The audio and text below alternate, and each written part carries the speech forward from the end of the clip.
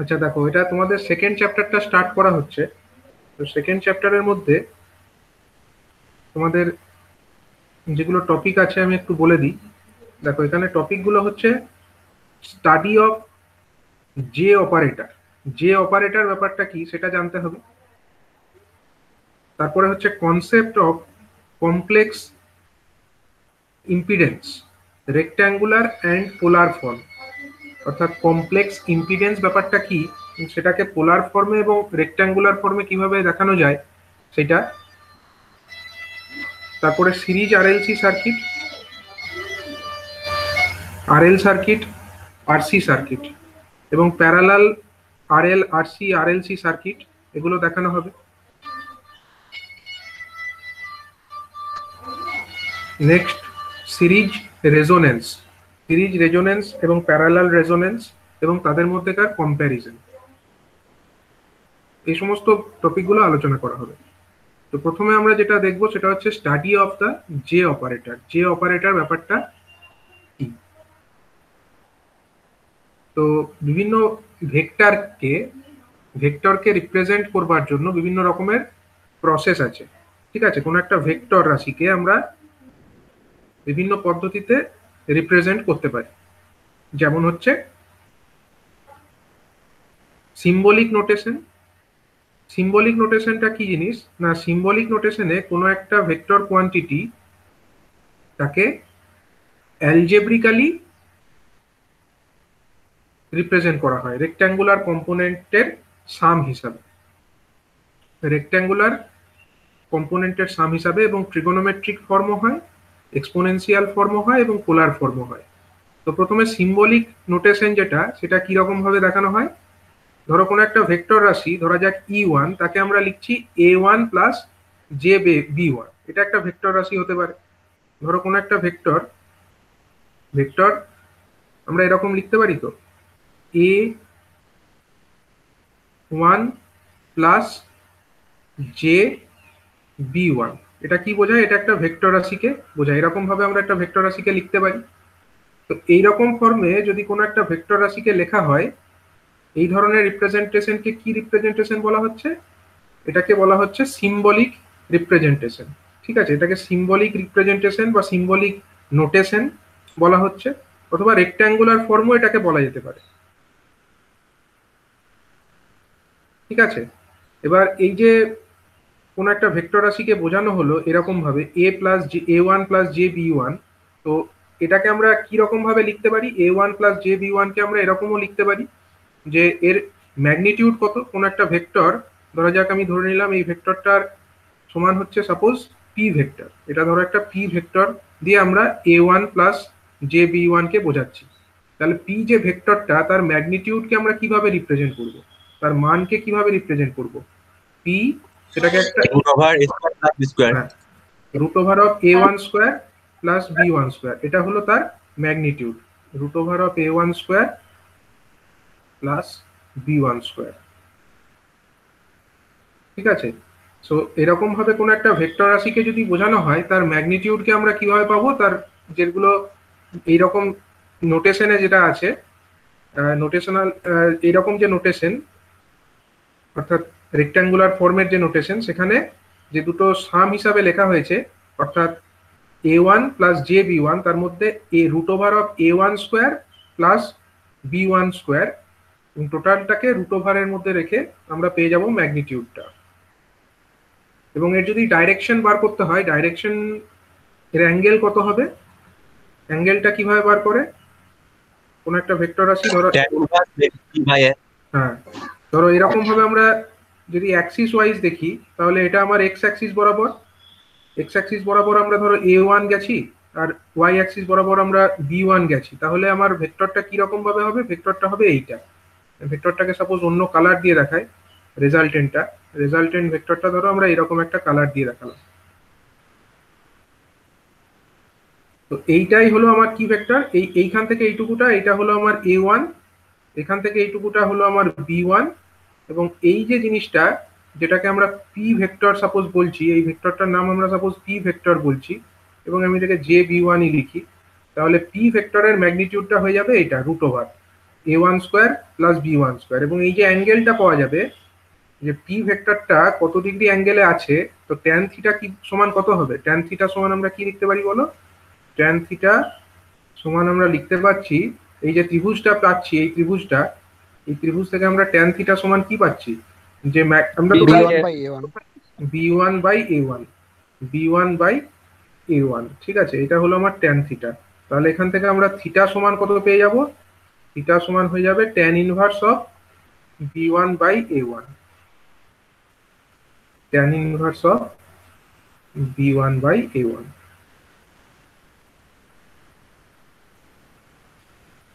ঠিক আছে, তাহলে কোনো একটা ভেক্টর রাশিকে আমরা এইভাবে বোঝাতে পারি।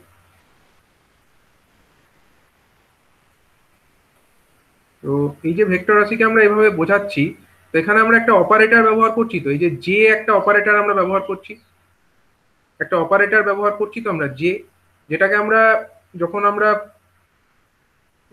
মেকানিক্সে দেখেছি, মেকানিক্সের ক্ষেত্রে আমরা কি দিয়ে রিপ্রেজেন্ট করতাম, এটাকে জে লিখতাম না, কিন্তু এটাকে আই লিখতাম আমরা, তাই তো? এটাকে a1 a plus I B এরকম ফর্মে লিখতাম, ইমাজিনারি অ্যাক্সিসকে বোঝানোর স্বার্থে আমরা এটাকে আই লিখতাম। কিন্তু যখন আমরা ইলেকট্রিক্যাল সিস্টেমে এই ভেক্টর বা ফেজার তাকে যখন আমরা বোঝাবো, তখন কিন্তু আমরা এই জে কথাটা ইউজ করবো, মানে এই অপারেটরটাকে আমরা জে দিয়ে রিপ্রেজেন্ট করবো।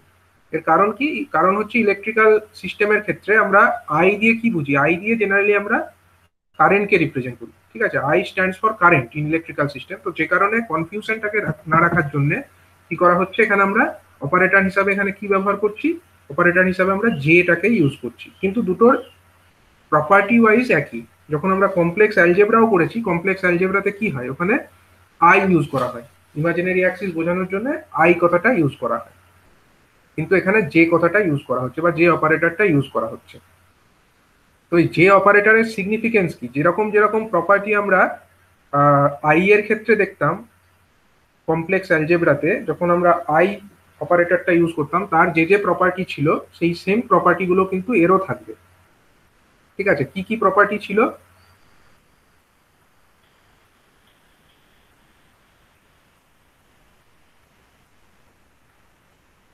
আচ্ছা,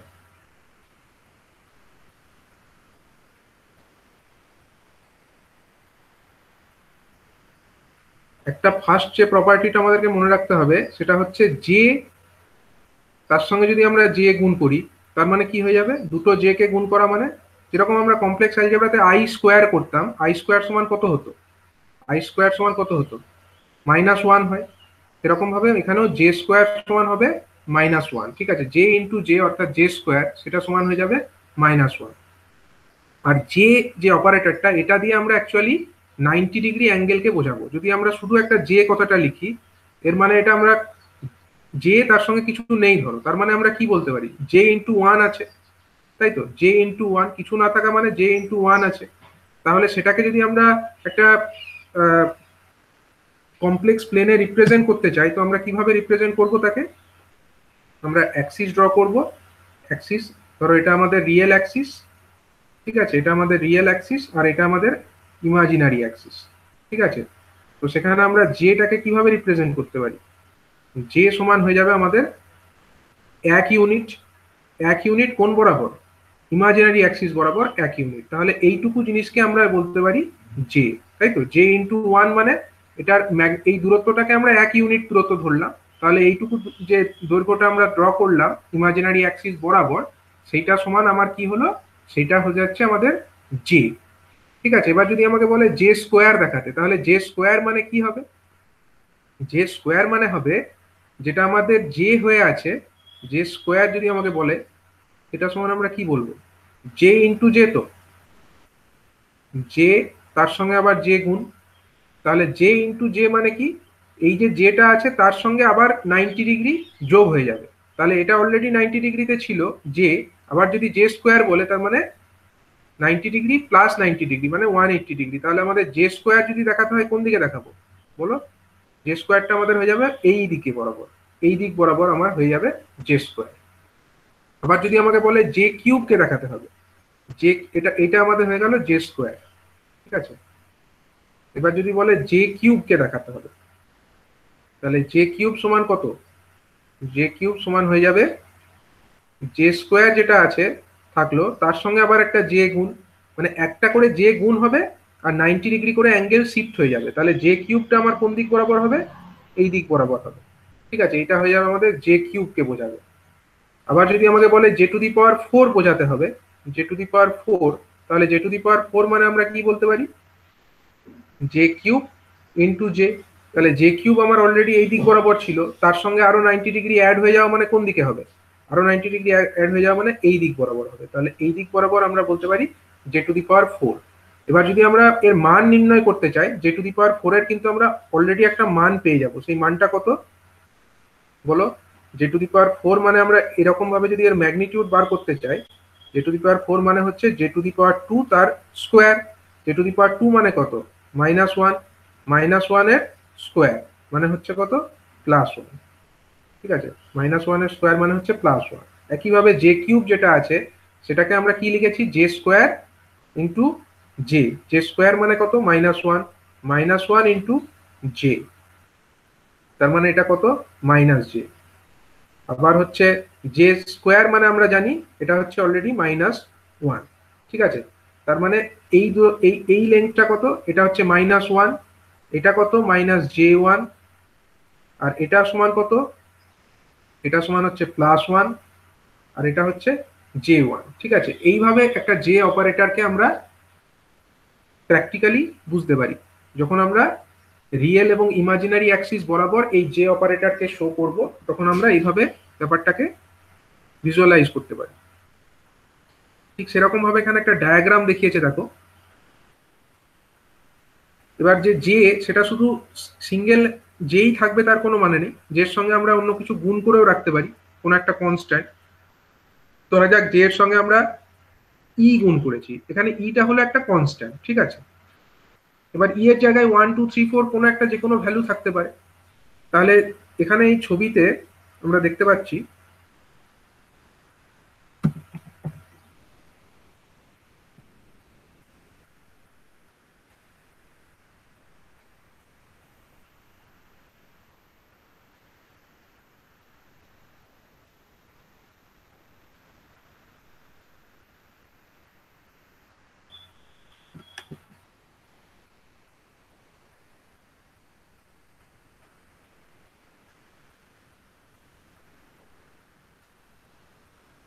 ধরো এখানে একটা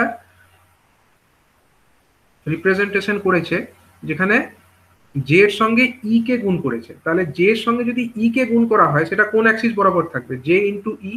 তার মানে কি, জে মানে হচ্ছে সবসময় কি ইমাজিনারি অ্যাক্সিস বরাবর থাকবে। তো এখানে আমার দুটো অ্যাক্সিস আছে, এই যে অ্যাক্সিসটা দেখতে পাচ্ছ, এই অ্যাক্সিসটা হচ্ছে কি অ্যাক্সিস, এটা হলো রিয়েল অ্যাক্সিস। ঠিক আছে, আর এই 90 ডিগ্রি কোণে যে অ্যাক্সিসটা আছে, এই অ্যাক্সিসটা কি অ্যাক্সিস, এটা হলো ইমাজিনারি অ্যাক্সিস। ঠিক আছে, দুটো অ্যাক্সিস, রিয়েল এবং ইমাজিনারি অ্যাক্সিস।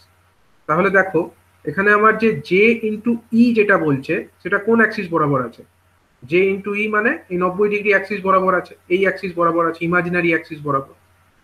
আবার যদি আমাকে বলা হয় যে জে স্কোয়ার ইন্টু ই, জে স্কোয়ার ইন্টু ই যদি বলে সেটা কোন অ্যাক্সিস বরাবর থাকবে, জে স্কোয়ার ইন্টু ই, জে স্কোয়ার মানে কত, -1, জে স্কোয়ার মানে হচ্ছে -1 ইন্টু ই।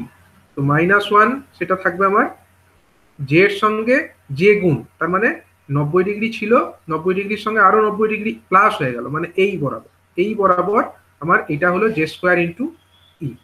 আবার যদি বলে জে কিউব ইন্টু ই, সেটা কোন দিক বরাবর থাকবে, জে কিউব ইন্টু ই,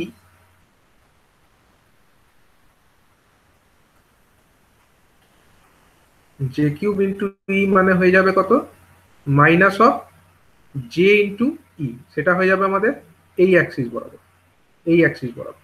এবং J to the power 4 into E মানে হয়ে যাবে এটা এই রিয়েল অ্যাক্সিস বরাবর। তো এইভাবে আমরা কোনো একটা জে অপারেটর সেটাকে সিগনিফাই করতে পারি। ঠিক আছে, যে অপারেটরের মাধ্যমে আমরা এটাকে এইভাবে বুঝতে পারি।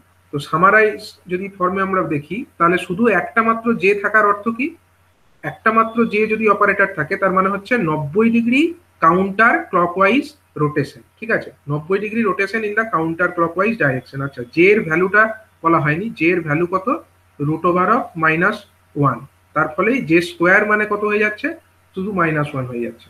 জে সমান হচ্ছে √(-1).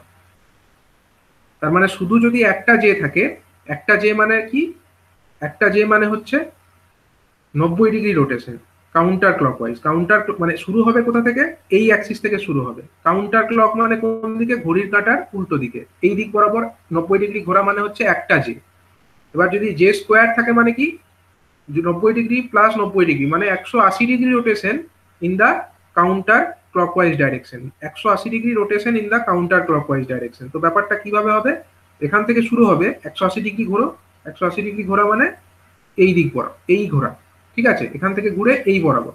তাহলে এটা এই টোটাল যে রোটেশনটা, তাহলে এই বরাবর থাকবে আমার জে স্কোয়ার।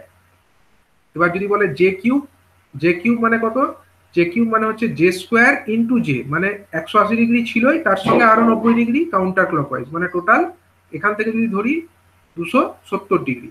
তাহলে এইখান থেকে এইটুকু 90 এর পরে এখান থেকে এইটুকু 180, এখান থেকে এইটুকু নিলে হয়ে যাবে 270°। এইখান থেকে এই দিক বরাবর যেটা আমার থাকবে সেটা হয়ে যাবে আমার জে কিউব।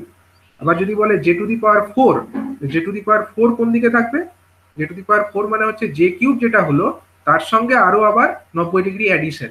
90° অ্যাডিশন মানে কত, 360°। এখান থেকে শুরু, এখান থেকে এইটুকু 90, এখান থেকে এইটুকু 180, এখান থেকে এইটুকু নিয়ে 270, 270 + 90 মানে এটা হয়ে গেল আমার 360°। ঠিক আছে, তো এইভাবে আমরা ব্যাপারটাকে বুঝতে পারি যে জে স্কোয়ার মানে হচ্ছে, যে সরি শুধু জে মানে হচ্ছে 90° ঘোরা কাউন্টার ক্লকওয়াইজ, জে স্কোয়ার মানে হচ্ছে 180° কাউন্টার ক্লকওয়াইজ, জে কিউব মানে হচ্ছে এটা হলো জে কিউব, আর এটা J⁴ মানে হচ্ছে 360° ঘোরা কাউন্টার ক্লকওয়াইজ। তো সামারি ফর্মে আমরা এটাকে বলতে পারি যে জে অপারেটর এইভাবে কাজ করে। ঠিক আছে, তা এই যে ফরম্যাট, এই ফরম্যাটের রিপ্রেজেন্টেশনটা আমরা বুঝতে পারলাম। এটা হলো আমাদের সিম্বলিক নোটেশন অথবা রেক্ট্যাঙ্গুলার ফর্মে নোটেশন। ঠিক আছে, এরপরে আমরা চলে আসব এটাকে ট্রিগোনোমেট্রিক ফর্মে কিভাবে রিপ্রেজেন্ট করা যায়।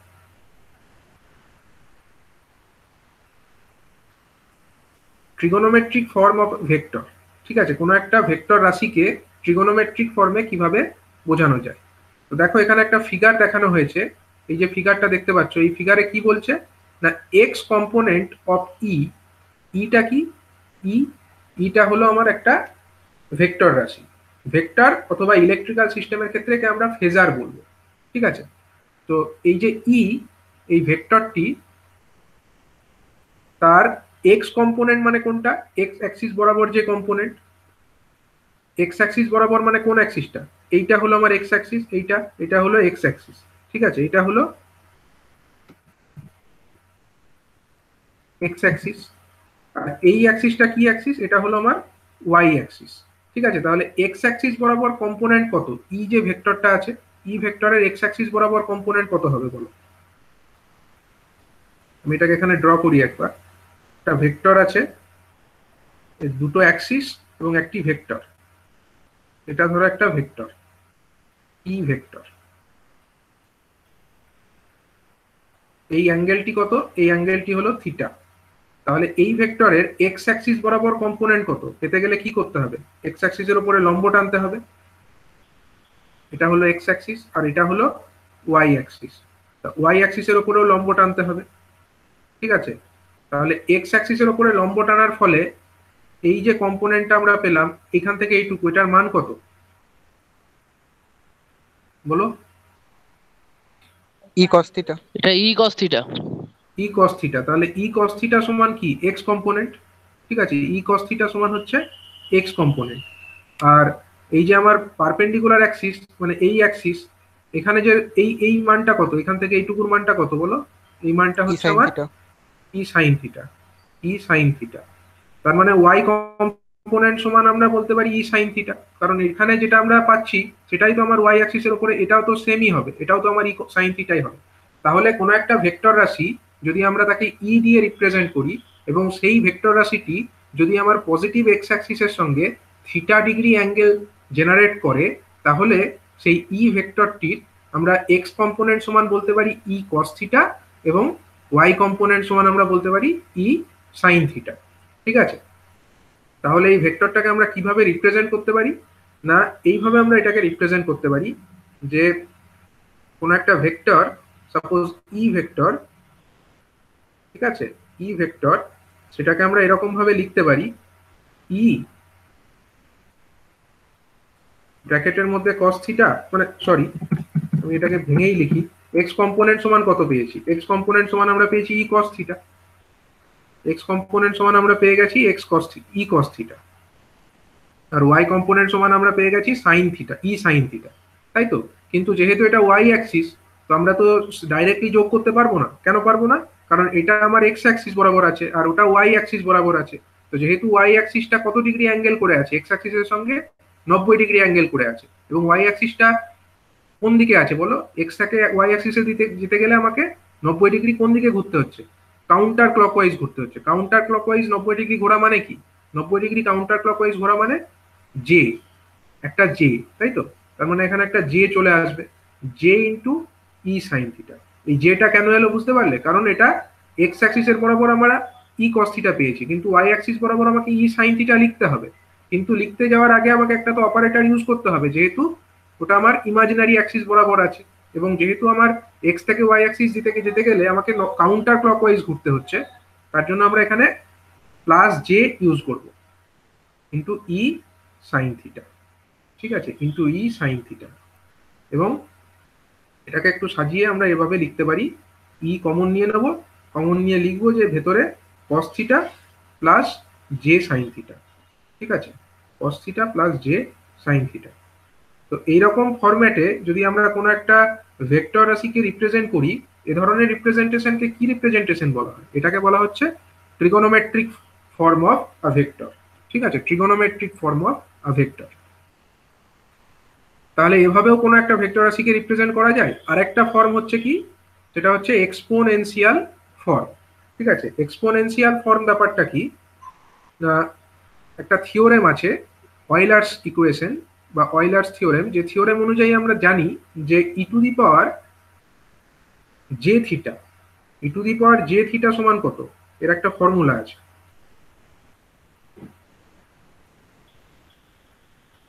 ই এর মান কত জানো তো? ই ই সমান কত, যেটা আমরা লগারিদমের ক্ষেত্রে ইউজ করি, ই এর মানে যে এলএন লগারিদম যখন আমরা ইউজ করি তখন বেস কত হয়, এই বেসটাকে আমরা ই বলি তো, লগ ই, তোমরা জানো। এই ই সমান হচ্ছে 2.718। ঠিক আছে, ই হচ্ছে একটা এক্সপোনেনশিয়াল অপারেটর। তো যদি আমরা এটাকে এভাবে লিখি, E to the power J theta, E এর পাওয়ারে যদি জে থিটা থাকে, তাকে আমরা ভেঙে অয়েলার্স থিওরেম অনুযায়ী কি লিখতে পারি, cos theta plus J sine theta. এটা হচ্ছে অয়েলার্স থিওরেম। ঠিক আছে, cos theta plus J sine theta. আর যদি E to the power minus J theta থাকে তাহলে কি লিখবো, ই টু দি পাওয়ার যদি cos theta minus হ্যাঁ, cos theta minus J sine theta, cos theta minus J sine theta. ঠিক আছে, তো এইরকম দুটো ফরম্যাট হয়, E to the power plus J theta হলে cos theta plus J sine theta, আর E to the power minus J theta হলে cos theta minus J sine theta. এগুলো হচ্ছে অয়েলার্স থিওরেম অনুযায়ী পাই। ঠিক আছে, তো এই যে এক্সপোনেনশিয়াল ফাংশন, তার যে পাওয়ার যদি এরকম থাকে, তো সেই ফরম্যাটে যদি আমরা কোনো একটা ভেক্টর রাশিকে লিখতে চাই, তাহলে আমরা এর আগেই দেখেছি, এর আগের পাতাতেই আমরা দেখলাম যে কি, কোনো একটা ভেক্টরকে যদি আমরা ট্রিগোনোমেট্রিক ফরম্যাটে রিপ্রেজেন্ট করি, ট্রিগোনোমেট্রিক ফরম্যাটে যদি আমরা রিপ্রেজেন্ট করি, তাহলে ই ভেক্টর সমান কত পেয়ে গেছিলাম, ই সমান ই ভেক্টর সমান ই cos theta plus J sine theta পেয়েছিলাম তো। তাহলে ওখানে আমরা যেটা পেয়েছিলাম সেটাকে যদি একটু ভালো করে লিখি, ই ভেক্টর সমান আমরা পেয়ে গেছিলাম যে ই ব্র্যাকেটের মধ্যে লিখেছিলাম cos theta plus J sine theta. এরকম লিখলে এটাকে আমরা কি রিপ্রেজেন্টেশন বলছি, এটাকে আমরা বলছি ট্রিগোনোমেট্রিক ফর্মে রিপ্রেজেন্টেশন। কিন্তু যদি আমরা এটাকে অয়েলার্স থিওরেম অ্যাপ্লাই করে দিই, তাহলে কি লিখতে পারি, এটাকে cos theta plus J sine থিটাটাকে কি লিখতে পারি, E to the power J theta লিখতে পারি, E into E to the power J theta, এরকম লিখে দিতে পারি। যদি আমরা এরকম ফর্মে লিখে দিই ই ভেক্টর, সাপোজ কোনো একটা vector E vector that equal to, এই যে শুধু ই লিখেছি কোনো তীর চিহ্ন দিইনি, এর মানে কি? এর মানে হচ্ছে এর ম্যাগনিটিউড, খালি ই এর যে ম্যাগনিটিউড সেটাকে আমরা নিচ্ছি, ঠিক আছে? তো যদি আমরা এরকম ফরম্যাটে কোনো একটা ভেক্টর রাশিকে রিপ্রেজেন্ট করি E into E to the power J sine theta, বা যে কোনো কিছু হতে পারে, যেটা ই হবে তার কোনো মানে নেই, যদি আমরা এটাকে পি লিখি, সাপোজ কোনো একটা vector P that equal to P ভেক্টরের যে ম্যাগনিটিউড সেটাকে আমরা সাপোজ শুধু পি লিখলাম into E to the power J theta লিখলাম, এরকমও লিখতে পারি।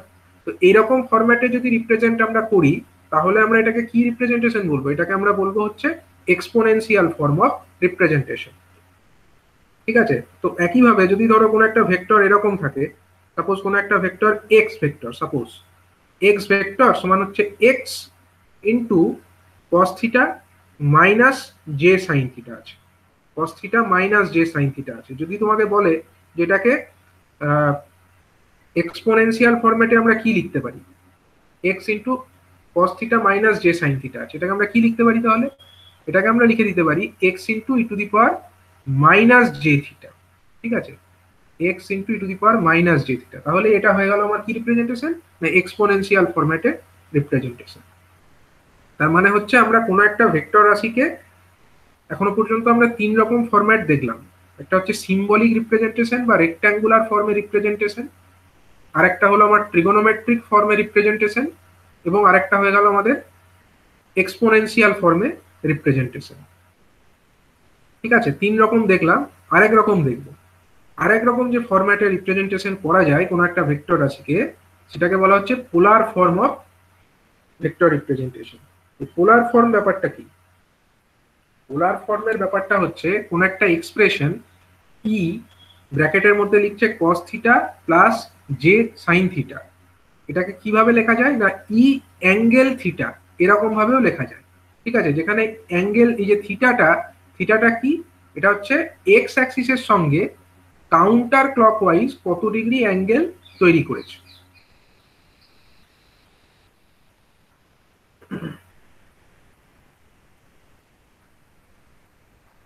ধরা যাক কোনো একটা ভেক্টর রাশি এরকম আছে, একটা ভেক্টর রাশি এরকম আছে, ঠিক আছে? এটা হলো একটা ভেক্টর ই ভেক্টর। এই ই ভেক্টরটা ধরা যাক এক্স অ্যাক্সিস কোনটা আমার? এটা হলো আমার এক্স অ্যাক্সিস, আর এটা কি অ্যাক্সিস? এটা হলো ওয়াই অ্যাক্সিস। এক্স অ্যাক্সিসের উপরে আমরা লম্ব টানি, ঠিক আছে? তাহলে এক্স অ্যাক্সিসের উপরে লম্ব টেনে এই যে জিনিসটা হয়েছে এটা কত? ই কস থিটা, তাই তো? এটা হলো আমার, যদি অ্যাঙ্গেলটা যদি থিটা হয় তাহলে এটা হলো ই কস থিটা, এটা আমরা আগেই দেখেছি। আর এইটা কত? এটা হলো ই সাইন থিটা। এবার যদি আমরা এরকম লিখতাম যে ই, তারপরে মানে ই ভেক্টর সমান আমরা কি লিখতে পারছি? আমাদের ট্রিগোনোমেট্রিক ফরম্যাট অনুযায়ী আমরা লিখতে পারছি ই, ভেতরে লিখছি আমরা cos theta plus J sine theta, এরকম লিখছি।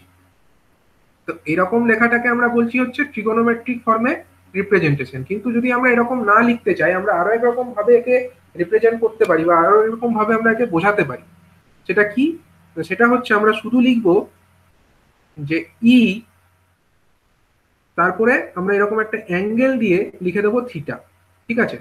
এই ই অ্যাঙ্গেল থিটা, এটা দিয়েও আমরা কিন্তু এই, যদি আমরা এরকমও লিখি যে ই এই cos theta plus J sine theta, এই কথাটাকে যদি না লিখে আমরা শুধু অ্যাঙ্গেল থিটা লিখি তাহলেও কিন্তু এটা এই জিনিসটাকেই বোঝাবে, ঠিক আছে? তো এইরকম ভাবে যদি আমরা কোনো একটা ভেক্টর রাশিকে রিপ্রেজেন্ট করি, সাপোজ কোনো একটা ভেক্টর রাশি E vector equal to suppose E angle theta, যেখানে থিটাটা কি জিনিস?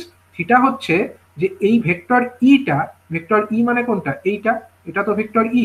ভেক্টর ইটা পজিটিভ এক্স অ্যাক্সিসের সঙ্গে, পজিটিভ এক্স অ্যাক্সিস কোনটা? এইটা। পজিটিভ এক্স অ্যাক্সিস থেকে কাউন্টার ক্লকওয়াইজ কত ডিগ্রি অ্যাঙ্গেলে এগিয়ে আছে। তো কাউন্টার ক্লকওয়াইজ মানে কি? পজিটিভ এক্স অ্যাক্সিস এইটা, এখান থেকে কাউন্টার ক্লকওয়াইজ যেতে হবে আমাকে, ই তে যেতে হবে। তাহলে এখান থেকে যাওয়া শুরু করলাম, কাউন্টার ক্লকওয়াইজ গেলাম, দিয়ে এইখানে গিয়ে আমরা ই তে পৌঁছালাম। তো কাউন্টার ক্লকওয়াইজ কত ডিগ্রি ঘুরতে হলো? থিটা ডিগ্রি ঘুরতে হলো। তো যত ডিগ্রি কাউন্টার ক্লকওয়াইজ ঘুরবে তত অ্যাঙ্গেলটাকেই এর ভেতরে লিখবে, ঠিক আছে? এই অ্যাঙ্গেল থিটা, যে থিটাটা, সেই অ্যাঙ্গেলটা কি অ্যাঙ্গেল? না এক্স অ্যাক্সিস থেকে, পজিটিভ এক্স অ্যাক্সিস থেকে ওই ভেক্টর পর্যন্ত যাওয়ার জন্য কাউন্টার ক্লকওয়াইজ কত ডিগ্রি অ্যাঙ্গেলে ঘুরতে হচ্ছে। এইরকম ফরম্যাটে যদি আমরা কোনো একটা ভেক্টর রাশিকে রিপ্রেজেন্ট করি ই ভেক্টর সমান হচ্ছে ই ব্র্যাকেটের মধ্যে ই অ্যাঙ্গেল থিটা। এরকম ভাবে যদি আমরা কোনো একটা ভেক্টর রাশিকে রিপ্রেজেন্ট করি, তাহলে সে ধরনের রিপ্রেজেন্টেশনকে কি বলা হয় না, এটাকে বলা হচ্ছে আমাদের পোলার ফর্মে রিপ্রেজেন্টেশন। ঠিক আছে, polar form of vector representation. তো ধরো কোনো একটা ভেক্টর রাশি এরকম আছে, ধরো যে কোনো একটা ভেক্টর রাশি আছে, এটা আমার এক্স অ্যাক্সিস, হ্যাঁ এটা আমার এক্স অ্যাক্সিস, আর এটা আমার ওয়াই অ্যাক্সিস। তো ধরা যাক কোনো একটা ভেক্টর আমার ধরো এই বরাবর আছে, ঠিক আছে, এই বরাবর আছে, এটা আমার একটা ভেক্টর। এই ভেক্টরটা আমার ধরা যাক পজিটিভ এক্স অ্যাক্সিসের সঙ্গে এই অ্যাঙ্গেলটা ধরা যাক 135 ডিগ্রি, ধরা যাক এই অ্যাঙ্গেলটা হলো 135 ডিগ্রি। তো ধরা যাক এই ভেক্টরের ম্যাগনিটিউড হলো সে ই, ঠিক আছে, এই ভেক্টরের ম্যাগনিটিউড হলো ই। ঠিক আছে, ম্যাগনিটিউড মানে কি, এইখান থেকে এইটুকু যে দৈর্ঘ্য এটা হলো ই। তাহলে এটাকে আমরা কি লিখতে পারি, যদি আমরা পোলার ফর্মে লিখতে চাই আমরা কি লিখতে পারি বলতো? ই ভেক্টরটাকে আমরা কিভাবে লিখতে পারি? এখানে একটা ই অ্যাঙ্গেল 135 ই ডিগ্রি। অ্যাঙ্গেল 135 ডিগ্রি, ই অ্যাঙ্গেল 135 ডিগ্রি, ঠিক আছে, এরকম লিখতে পারি। তো এবার যদি একটু কায়দা করে দেয়, ধরো ধরো এরকম দিল, যে একটা ভেক্টর এরকম এঁকে দিল,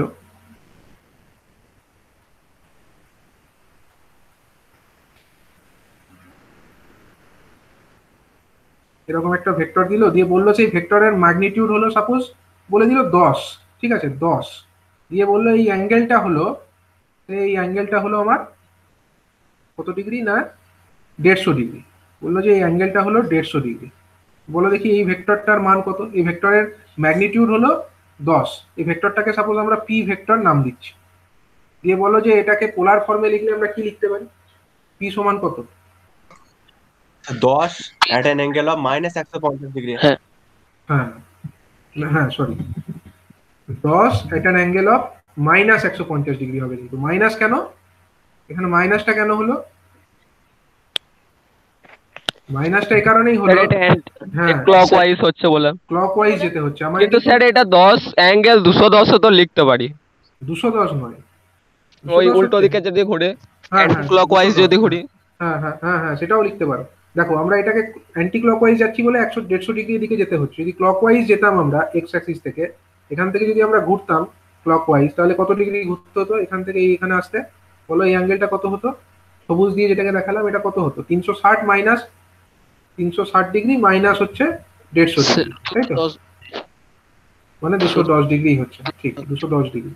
তার মানে 210 ডিগ্রি যদি আমরা ক্লকওয়াইজ ঘুরতাম, তার মানে 10 অ্যাঙ্গেল 150 ডিগ্রি লেখাও যা, 10 অ্যাঙ্গেল 210 ডিগ্রি লেখাও তাই, ঠিক আছে, এটা কিন্তু সবসময় মাথায় রাখবে। মানে আমরা 10 অ্যাঙ্গেল 150 ডিগ্রিও লিখতে পারি, -150 ডিগ্রিও লিখতে পারি, আর 10 অ্যাঙ্গেল প্লাস 210 ডিগ্রিও লিখতে পারি, দুটো কিন্তু একই ব্যাপার। ব্যাপারটা ফিজিক্যালি ভাবে তোমরা বুঝবে। এই যে আমরা এটাকে 150 ডিগ্রি এরকম লিখেছি 135 ডিগ্রি, আমরা চাইলে যদি আমরা মাইনাসের সাপেক্ষে লিখতে চাইতাম কি লিখতে পারতাম বলে দেখি? 135 ডিগ্রির পরিবর্তে আমরা এটাকে কি লিখতে পারতাম, ই অ্যাঙ্গেল কত ডিগ্রি লিখতে পারতাম? মাইনাসের ফর্মে যদি আমরা লিখতে চাইতাম তাহলে আমাকে এই দিক থেকে এইখানে যেতে হতো, এইটা এই অ্যাঙ্গেলটা কত হতো? 360 মাইনাস 135 মানে হচ্ছে 225 ডিগ্রি নাকি, 225 ডিগ্রি। তাহলে আমরা এটাকে ই অ্যাঙ্গেল মাইনাস 225ও লিখতে পারতাম। দেখো ব্যাপারটা কিন্তু ফিজিক্যালি বোঝো, দুটো অ্যাঙ্গেল কিন্তু মানে যেটা লিখবে সেটাই কারেক্ট, এটাও কারেক্ট এটাও কারেক্ট, কিন্তু ব্যাপারটা বুঝতে হবে কেন এরকম হলো। ঠিক আছে, তো এই ফরম্যাটে যদি আমরা কোনো ভেক্টর রাশিকে রিপ্রেজেন্ট করি, এ ধরনের রিপ্রেজেন্টেশনকে বলা হচ্ছে polar form of vector representation. Vector অথবা আমাদের যেগুলো ফেজার বলবো আমরা ইলেকট্রিক্যাল কোয়ান্টিটির ক্ষেত্রে, ভোল্টেজ বা কারেন্ট বা ইম্পিডেন্স, এগুলোকে তো আমরা ফেজার দিয়ে রিপ্রেজেন্ট করবো। তো ফেজারকেও আমরা এরকম ভাবে কিন্তু বোঝাতে পারি।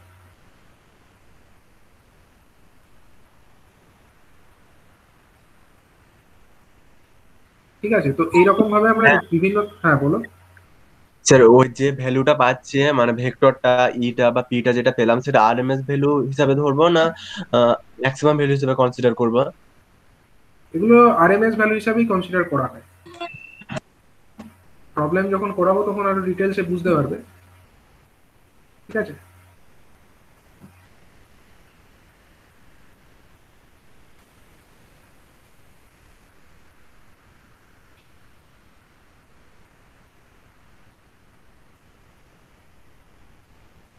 দেখো,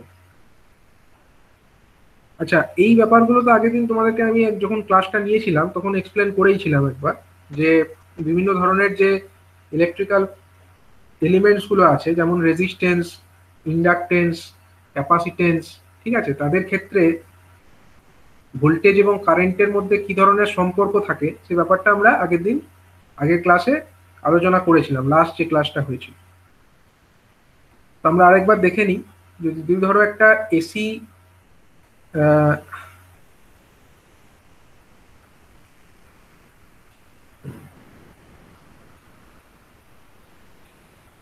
আচ্ছা ধরো কোনো একটা রেজিস্ট্যান্স আছে, রেজিস্ট্যান্স আর একটা আছে, ঠিক আছে, সেই রেজিস্ট্যান্সটাকে আমরা একটা এসি সাপ্লাই, যেটাকে আমরা ভি ব্র্যাকেটের মধ্যে টি এটা দিয়ে রিপ্রেজেন্ট করেছি। কেন এভাবে লিখছি, এর কারণ হচ্ছে এই যে ভোল্টেজটা এটা হচ্ছে টাইমের সঙ্গে পরিবর্তিত হয়, it is a function of time.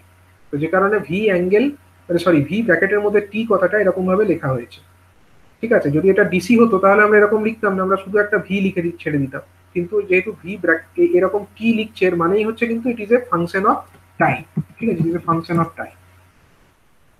এবং এটাকে একটা সুইচ দিয়ে একটা রেজিস্টারের সঙ্গে কানেক্ট করা হয়েছে, রেজিস্টারের রেজিস্ট্যান্স হলো আর, এবং এবং এই সুইচটাকে যখনই ক্লোজ করা হচ্ছে তখন আমার এই সার্কিটের মধ্যে একটা কারেন্ট ফ্লো হচ্ছে, এবং সেই কারেন্ট কত ফ্লো হচ্ছে সেটা আমরা ওহমের সূত্র অনুযায়ী কত পাচ্ছি বলো, কারেন্ট আইআর, যেটা রেজিস্টারের মধ্যে দিয়ে কারেন্ট যাচ্ছে না সেটাকে আমরা আই আর দিয়ে লিখছি। আই আর সমান হচ্ছে ভি টি, মানে V which is a function of time, voltage যেটা এখানে অ্যাপ্লাই করছি ডিভাইডেড বাই রেজিস্ট্যান্স। এটা আমরা ওহমের সূত্র থেকে পাচ্ছি। এবং যেটা আমরা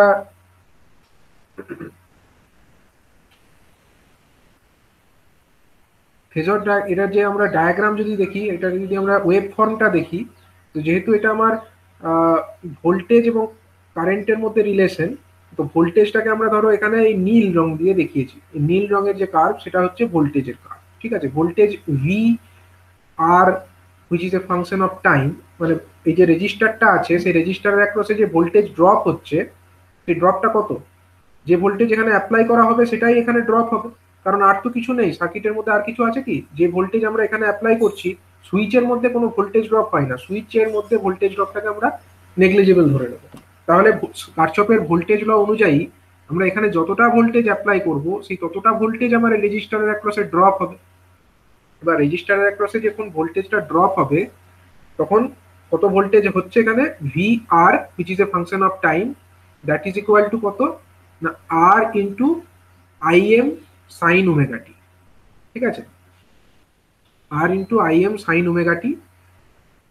এরকম কেন লিখছে, কারণ এখানে আমার যে কারেন্ট যেটা আছে, কারেন্টটা হচ্ছে আই আর, যেটাকে লিখছে সেটা হচ্ছে আই এম সাইন ওমেগা টি আমরা ধরে নিচ্ছি এখানে, ঠিক আছে, কারেন্টটাকে এখানে ধরে নিয়েছে I M sine of omega টি।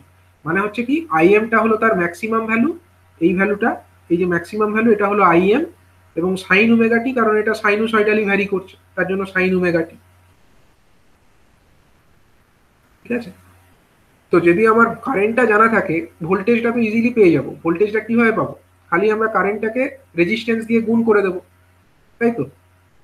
যখন আমরা একটা সার্কিট, নর্মাল একটা সার্কিট আঁকছি, ধরো একটা ভোল্টেজ সোর্স আছে, এখানে একটা সুইচ আছে, আর এখানে একটা রেজিস্টার আছে, তাই তো, এখানে একটা রেজিস্টার আছে আর, তো যখনই আমরা এই সুইচটাকে ক্লোজ করছি তখন আমার এখানে কারেন্ট ফ্লো হচ্ছে। কত কারেন্ট ফ্লো হচ্ছে, একটা আই টি কারেন্ট ধরো ফ্লো হচ্ছে, আই আর টি ধরা যাক, এটাকে রেজিস্টারের মধ্যে ফ্লো হচ্ছে, তো তার জন্য আই আর টি ধরে নেওয়া হচ্ছে। তো আই আর টি সমান কত ধরে নিয়েছে এখানে, I R which is a function of time, এটা কত না I M sine omega T, এটা ধরে নিয়েছে, I M sine omega T এটা ধরে নেওয়া হয়েছে। তো যদি আমরা কারেন্টটা জেনে যাই তাহলে তো আমরা ইজিলি এর অ্যাক্রসে ভোল্টেজ ড্রপ কত হচ্ছে সেটাও পেয়ে যাব। ভোল্টেজ ড্রপ মানে এখানে যদি আমার ভোল্টেজ ড্রপটাকে আমরা ভি আর ব্র্যাকেটের মধ্যে টি দিয়ে লিখি, তাহলে ভি আর টি সমান কত হবে বলো, ভি আর টি সমান আমার হয়ে যাবে ওহমের সূত্র অনুযায়ী বলো, এখানে কারেন্ট হচ্ছে কত আই আর টি, কারেন্ট হচ্ছে আমার I R T into resistance আমার হচ্ছে আর, তাহলে খালি গুণ হয়ে যাবে। তার মানে আই এম ইন্টু আর, এটা একটা জিনিস হয়ে গেল, ইন্টু সাইন অফ ওমেগা টি, যেটা অ্যাজ ইট ইজ থেকে গেল, সাইন অফ ওমেগা টিটা থেকেই গেল। তার মানে আমরা একটা জিনিস দেখতে পাচ্ছি, এই রেজিস্টার যদি থাকে, রেজিস্টারের মধ্যে যে ভোল্টেজ যেটা ড্রপ হচ্ছে সেটাতেও আমার সাইন অফ ওমেগা টি আছে, আর কারেন্ট যেটা ফ্লো হচ্ছে সেটাতেও আমার সাইন অফ ওমেগা টি আছে। তার মানে দুটোর মধ্যে কি কোনো রকমের কোনো অ্যাঙ্গেলের ডিফারেন্স নেই, এটাও সাইন ওমেগা টি, এটাও সাইন ওমেগা টি। যদি একটা কিছু অ্যাঙ্গেল ডিফারেন্স থাকতো তাহলে ধরো একটাতে ওমেগা টি প্লাস ফাই হতো, ধরো এটাতে ওমেগা টি থাকতো, তাহলে একটা অ্যাঙ্গেলের ডিফারেন্স হতো। কিন্তু আমরা যদি অ্যাঙ্গেলের ডিফারেন্স দেখতে চাই, এর অ্যাঙ্গেল কত, সাইন ওমেগা টি, মানে এর ওমেগা টি অ্যাঙ্গেল, আর এরও ক্ষেত্রে ওমেগা টি, তার মানে অ্যাঙ্গেলের কোনো ডিফারেন্স এদের মধ্যে নাই। তো যে কারণে দুটো কিন্তু সেম ফেজে আছে। সেম ফেজে থাকার মানে কি, আমার ভোল্টেজের ওয়েভ ফর্মও ধরো এরকম, আর কারেন্টের ওয়েভ ফর্মও এরকম। দেখো যেটা এর যখন থেকে শুরু হচ্ছে তখন আমার ভোল্টেজও শুরু হচ্ছে, কারেন্টও শুরু হচ্ছে। আবার এখানে এসে যখন আবার জিরো হচ্ছে তখন ভোল্টেজও জিরো হচ্ছে, কারেন্টও জিরো হচ্ছে। আবার এই যে অ্যাঙ্গেল π/2 মানে 90 ডিগ্রি অ্যাঙ্গেল যখন যাচ্ছে তখন আবার কারেন্টও ম্যাক্সিমাম যাচ্ছে, ভোল্টেজও ম্যাক্সিমাম যাচ্ছে। এটা আমার কার ক্ষেত্রে সম্ভব? এই ধরনের ইন ফেজ রিলেশনশিপটা একমাত্র সম্ভব হচ্ছে আমাদের কার ক্ষেত্রে, না যদি পিওর রেজিস্ট্যান্স সার্কিটে কানেক্টেড থাকে, রেজিস্টিভ সার্কিট যদি হয় তার ক্ষেত্রেই একমাত্র এই ধরনের রিলেশনস আমরা দেখতে পাবো। ঠিক আছে, এবং ফেজরের আকারে যদি আমরা দেখি, ফেজরের আকারে দেখো এখানে ভোল্টেজের ফেজরটা কোনটা, এই যে নীল রঙের ফেজার এতটা বড়, এখান থেকে এই এতটা, এটা হচ্ছে আমার ভোল্টেজের ফেজার। এবং কারেন্টের ফেজার কোনটা, এই লাল রং দিয়ে যেটাকে দেখিয়েছে, এই সরি লাল নয়, এইটা দিয়ে যেমন পার্পেল কালার দিয়ে দেখানো আছে, এটা হচ্ছে আমাদের আইআর। ঠিক আছে, কারেন্টের ফেজার। তো দেখো দুটো ফেজারের মধ্যে কিন্তু কোনো অ্যাঙ্গেলের ডিফারেন্স নেই, এবং দুটোই কোন দিক বরাবর আছে, দুটোই আমরা ধরে নিয়েছি পজিটিভ এক্স অ্যাক্সিস বরাবর ধরে নিয়েছি। তার মানে ভোল্টেজের ফেজারটা সেটাকেও আমরা ধরেছি এক্স অ্যাক্সিস বরাবর। এই বরাবর ধরো আমার ভোল্টেজ ফেজার, যেটাকে আমরা ভিআর লিখছি। ঠিক আছে, এবং ফেজারের মাথায় একটা তীর চিহ্ন যুক্ত এরকম দেখিয়ে দেবে তোমরা। ঠিক আছে, যেরকম ভেক্টরের মাথায় দেখানো হতো ফেজারের মাথাতে এরকম দেখাতে হবে। আর কারেন্টের ফেজারটা কোন দিকে হবে, এই দিকেই হবে, এটা হলো আমার কারেন্টের ফেজার। ঠিক আছে, তো এই ধরনের ফেজার ডায়াগ্রাম আমরা দেখতে পাচ্ছি কার ক্ষেত্রে, পিওর রেজিস্টিভ সার্কিটের ক্ষেত্রে।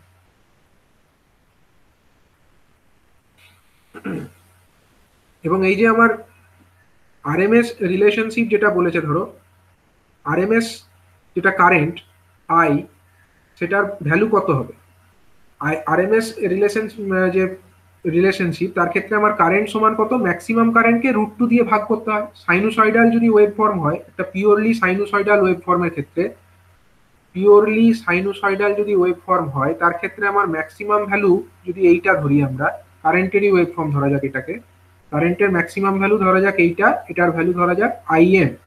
ঠিক আছে, তাহলে এর আরএমএস ভ্যালু কত হবে বলো তো, আগে আমরা এটা ক্যালকুলেট করেছি, IM/√2 হবে, এটা হবে আমার আরএমএস ভ্যালু, IRMS। ঠিক আছে, IRMS সমান হয় ম্যাক্সিমাম ভ্যালু বাই √2। ঠিক আছে, এবার এই IRMSটাকে যদি আমরা আই দিয়ে রিপ্রেজেন্ট করি, এবং যদি আমরা ফেজরের আকারে একে লিখতে চাই, তাহলে আমরা কি লিখতে পারি, IRMS এর জায়গায় আমরা আই ফেজারটা ইউজ করছি, আই মাথায় একটা তীর চিহ্ন দিয়ে দিলাম, মানে আই ফেজার। তাহলে এটাকে আমরা কি লিখতে পারি, এর ম্যাগনিটিউড কত, IM/√2 ধরে নেওয়া যাক, এটা হলো ম্যাগনিটিউড। আর যদি আমরা একে পোলার ফর্মে লিখতে চাই তাহলে একটা অ্যাঙ্গেল তো আমাকে দিতে হবে, অ্যাঙ্গেলটা কত, ধরা যাক আমরা অ্যাঙ্গেলটাকে ধরে নিলাম থিটা এম, যেরকম এখানে ধরেছে থিটা এম বা থিটা যাই ধরা, থিটা ধরা যাক এটাকে, সাপোজ এটাকে আমরা থিটাই ধরেছি। আচ্ছা, IM অ্যাঙ্গেল থিটা, এটা হলো আমাদের একটা ফেজার, কারেন্টের ফেজার। আর ভোল্টেজের ফেজারটা কত, ভোল্টেজের আরএমএস ভ্যালু কত হবে, ভোল্টেজের আরএমএস ভ্যালু পেতে গেলে আমায় কি করতে হবে না, ভি মানে ফেজার যেহেতু তার জন্য মাথায় তীর চিহ্ন দিলাম, সেটা পেতে গেলে আমায় কি করতে হবে, কারেন্টের ফেজার আমরা অলরেডি জানি, কারেন্টের সঙ্গে ভোল্টেজের রিলেশন কি, ওহমের সূত্র থেকে আমরা কি জানি, কারেন্টের সঙ্গে ভোল্টেজের রিলেশন হলো voltage is equal two resistance into current. তাহলে রেজিস্ট্যান্স আমরা জানি, রেজিস্ট্যান্সের মান এখানে ধরে নেওয়া আছে আর, তাহলে আর দিয়ে আমরা এই কারেন্টটাকে গুণ করে দিলাম, তাহলে R into IM by angle, sorry √2 angle theta, দুটোই থিটা অ্যাঙ্গেল, মানে এরও অ্যাঙ্গেল যদি থিটা হয় এরও থিটা হবে, যা এর হবে এরও তাই হবে, কারণ দুটোর মধ্যে কিন্তু কোনো রকম অ্যাঙ্গেলের ডিফারেন্স নেই সেই কারণে। ঠিক আছে,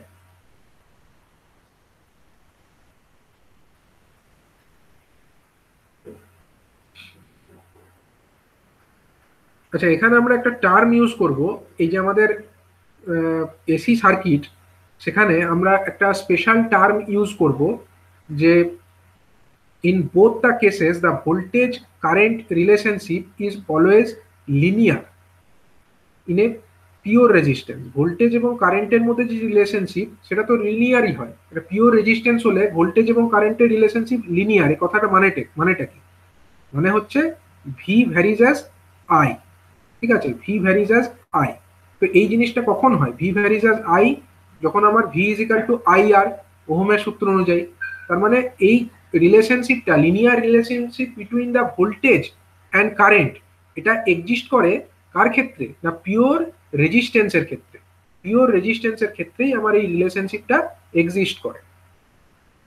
এবং এসি সার্কিটের ক্ষেত্রে আমরা এই রেজিস্ট্যান্স কথাটার পরিবর্তে এখানে একটা আলাদা টার্ম ইউজ করব। এই যে আমার রিলেশনশিপটা ভি ভ্যারিজ অ্যাজ আই এবং V is equal to I R, এই রিলেশনশিপটা আমার applicable to both AC and DC. ঠিক আছে, কিন্তু আমরা এসি সার্কিটের ক্ষেত্রে যখন অ্যানালিসিস করব তখন এই রেজিস্ট্যান্স কথাটার পরিবর্তে অন্য একটা টার্ম আমরা ইউজ করব। সেই টার্মটার নাম হচ্ছে ইম্পিডেন্স। ঠিক আছে, এখানে আমরা একটা ইম্পিডেন্স বলে একটা টার্ম আমরা ব্যবহার করব, ইম্পিডেন্স। মানে বেসিক্যালি দুটোর মধ্যে পার্থক্য হচ্ছে যে রেজিস্ট্যান্স টার্মটা আমরা জেনারেলি ইউজ করি for DC circuits and impedance টার্মটা আমরা ইউজ করব ফর এসি সার্কিটস। ঠিক আছে, এবং এই যে ইম্পিডেন্স, এই ইম্পিডেন্সকে জেনারেলি এই জেড অক্ষর দিয়ে রিপ্রেজেন্ট করা হয়, ক্যাপিটাল জেড দিয়ে ইম্পিডেন্সকে রিপ্রেজেন্ট করা হয়। যেমন রেজিস্ট্যান্সকে আমরা ক্যাপিটাল আর দিয়ে রিপ্রেজেন্ট করি, সেরকম ভাবেই ইম্পিডেন্সকে ক্যাপিটাল জেড দিয়ে রিপ্রেজেন্ট করা হয়। ঠিক আছে, যদি আমরা দেখি যে একটা এসি ইম্পিডেন্স ধরো আমাকে বার করতে হবে, কিভাবে বার করবো, না একটা সার্কিট ধরা যাক এরকম আছে, এসি সার্কিট, যেখানে আমার একটা অল্টারনেটিং ভোল্টেজ দেওয়া আছে এবং এখানে একটা ধরা যাক একটা এরকম বক্সের মতো দিয়ে দিল। এবার এখানে আমার বলে দিল যে এর ইম্পিডেন্স হলো জেড। ঠিক আছে, ইম্পিডেন্স হলো জেড এবং এই ভোল্টেজ, সাপোজ এটাকে একটা ভোল্টেজ সোর্স দেখিয়ে দিল এরকম, এবং এখানে কারেন্ট ফ্লো হচ্ছে আই, এবং এখানে ভোল্টেজের ফেজারটাকে এরকম বললো ভি ফেজার, কারেন্টের ফেজারটাকে বললো আই ফেজার। তাহলে আমার যে ইম্পিডেন্সটা হবে, ইম্পিডেন্সটাকেও আমরা একটা ফেজার দিয়েই রিপ্রেজেন্ট করবো। ঠিক আছে, ইম্পিডেন্সটাও একটা ফেজারই হবে। তাহলে আমার ওহমের সূত্র এখানেও অ্যাপ্লিকেবল, এই সার্কিটের ক্ষেত্রেও অ্যাপ্লিকেবল, এসি সার্কিটের ক্ষেত্রেও অ্যাপ্লিকেবল। এবং এখানে আমরা কি লিখতে পারি, না V phasor is equal two হচ্ছে আমার আই ফেজার। ঠিক আছে, I phasor into Z phasor. ঠিক আছে, যেরকম আমরা ওহমের সূত্র, যেরকম একটা ডিসি সার্কিট যদি হতো ধরো, তাহলে আমরা এখানে কি লিখতাম, ডিসি সার্কিট হলে এরকম দেখাতাম, এটাকে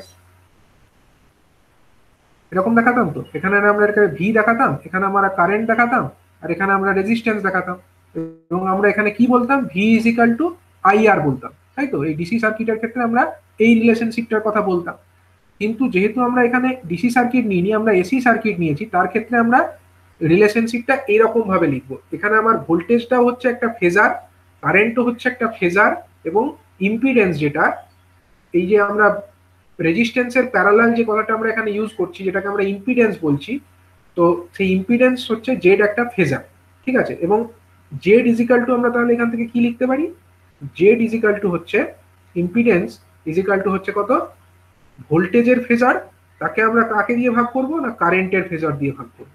তাহলে আমরা পেয়ে যাব কি, না ইম্পিডেন্সের মানটা পেয়ে যাব। ঠিক আছে, তো এই ব্যাপারটা মাথায় রাখবে যে এসি সার্কিটের ক্ষেত্রে আমরা রেজিস্ট্যান্সের পরিবর্তে এখানে একটা টার্ম ইউজ করব, সেই টার্মটার নাম হচ্ছে ইম্পিডেন্স, এবং এটাকে ক্যাপিটাল জেড দিয়ে রিপ্রেজেন্ট করা হয়। এবং impedance it is a phasor quantity. এবং এখানে একটা সার্কিট দেখানো হয়েছে যেখানে আমরা ভি ফেজার দিয়ে ভোল্টেজকে দেখাচ্ছি, জেড ফেজার দিয়ে ইম্পিডেন্সকে দেখাচ্ছি, এবং এই সার্কিটের মধ্যে যে কারেন্ট ফ্লো হচ্ছে সেটাকে আমরা আই ফেজার দিয়ে দেখাচ্ছি। তখন আমার Z phasor is equal to হয়ে যাচ্ছে V phasor divided by I phasor. ঠিক আছে, এই রিলেশনশিপটা আমার কিন্তু খুব কাজে লাগবে পরবর্তী ক্ষেত্রে সার্কিট অ্যানালিসিস করবার জন্য, খুব কাজে লাগবে। এবার যখন এটা একটা পিওরলি একটা রেজিস্টিভ সার্কিট, ঠিক আছে, পিওরলি রেজিস্টিভ সার্কিট, যেমন এরকম সার্কিটটা ধরো, আগের পাতায় আমরা যে সার্কিটটা দেখিয়েছি পিওরলি রেজিস্টিভ সার্কিট, এখানে আমার একটা ভোল্টেজ আছে, ঠিক কথা, এটা একটা ফেজর দিয়ে আমরা রিপ্রেজেন্ট করছি ধরো এই ভোল্টেজটাকে, কিন্তু আমার এই যে সার্কিটের যে এলিমেন্টটা আছে এটা একটা পিওরলি রেজিস্টিভ। ঠিক আছে, এখানে তো আর কিছু নেই, রেজিস্ট্যান্স ছাড়া তো কিছু নেই, রেজিস্ট্যান্স ছাড়াও এখানে ইন্ডাকটেন্স থাকতে পারতো, ক্যাপাসিটেন্স থাকতে পারতো, কিন্তু সেগুলো কিছু নেই। যদি পিওরলি রেজিস্ট্যান্স থাকে তার ক্ষেত্রে কি হবে না, পিওরলি রেজিস্টিভ সার্কিটের ক্ষেত্রে ইম্পিডেন্স যেটা আছে Z phasor that will be equal to only R. ঠিক আছে, জেড ফেজার যেটা ইম্পিডেন্স সেটা কেবলমাত্র রেজিস্ট্যান্সের সঙ্গেই সমান হবে। এবার ফেজার কোয়ান্টিটিকে আমরা কিভাবে বুঝতে পারি? কোন একটা ফেজার যদি হয় ধরো, ভেক্টর, যদি ভেক্টর বা ফেজার দুটো কিন্তু সিনোনিমাস, আমরা একই রকম ভাবতে পারি। যদি জেড একটা ফেজার ধরো হয়, সেটাকে আমরা জেনারেলি কি রকম ভাবে বুঝতে পারি? এটাকে জেনারেলি আমরা এরকম ভাবতে পারি আর প্লাস জে ইন্টু সাম কোয়ান্টিটি এক্স, এরকম ভাবে আমরা কিন্তু জেনারেলি একটা ইম্পিডেন্সকে বুঝবো। একটা vector quantity Z which is a which is a impedance of the circuit that equal to হচ্ছে রেজিস্ট্যান্স, যেটা হচ্ছে কি রিয়েল নাম্বার, রেজিস্ট্যান্সটা কিন্তু রিয়েল নাম্বারই হয়, রেজিস্ট্যান্সের আগে জে এসব কিছু বসবে না, প্লাস হচ্ছে জে ইন্টু এক্স। এই জিনিসটা কি জন্য আসছে, এই যে জে ইন্টু এক্স এই টার্মটা তখনই আসবে যখন আমার সার্কিটের মধ্যে কোনো রকম কোনো ইন্ডাকটেন্স অথবা ক্যাপাসিটেন্স এই ব্যাপারগুলো থাকবে। এবার যদি এগুলো কিছু না থাকে, যেরকম এখানে দেখানো হচ্ছে একটা ভোল্টেজ আছে, এখানে একটা সুইচ আছে এবং এখানে একটা পিওরলি রেজিস্ট্যান্স আছে, আর কিছু নেই, তো সেক্ষেত্রে আমার তো রেজিস্ট্যান্স ছাড়া আর কিছু নেই, এখানে কোনো ইন্ডাকটেন্সও নেই, কোনো ক্যাপাসিটেন্সও নেই, তো তার ক্ষেত্রে আমার এক্স এর ভ্যালুটা 0 হয়ে যাবে। এই ব্যাপারগুলো আসবে তখনই, এই যে এক্স এর মধ্যে এক্স কোয়ান্টিটিটা তখনই আসবে যখন আমার সার্কিটের মধ্যে রেজিস্ট্যান্স ছাড়াও অন্য কোনো কম্পোনেন্ট যেমন ইন্ডাকটেন্স, ক্যাপাসিটেন্স এইগুলো থাকবে, কিন্তু ওগুলো যদি না থাকে তখন আমরা এক্স এর ভ্যালু 0 ধরে নেব। তার মানে পিওরলি রেজিস্টিভ একটা সার্কিট, তার ক্ষেত্রে আমার ইম্পিডেন্স সমান কত হয়ে যাবে, ইম্পিডেন্স জেড সমান হয়ে যাবে আমার কেবলমাত্র আর হয়ে যাবে, আর কিচ্ছু হবে না, কিন্তু জেড ইকুয়াল টু আর হয়ে যাবে। এই ঘটনাটা কার ক্ষেত্রে হবে? এই ঘটনাটা হবে কেবলমাত্র পিওরলি রেজিস্টিভ সার্কিটের ক্ষেত্রে।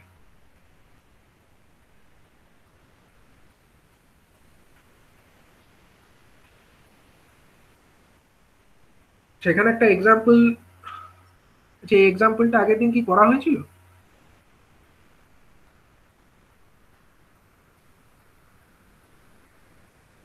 না। আচ্ছা, এই এক্সাম্পলটা একটু করে নেওয়া যাক।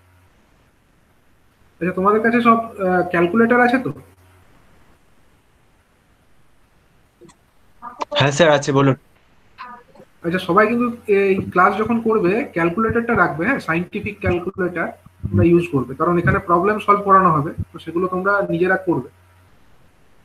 তোমরা এই প্রবলেমটা একটু দেখো, প্রবলেমটা আমি আর লিখছি না, আমি জাস্ট সেটাকে কপি করে নিচ্ছি।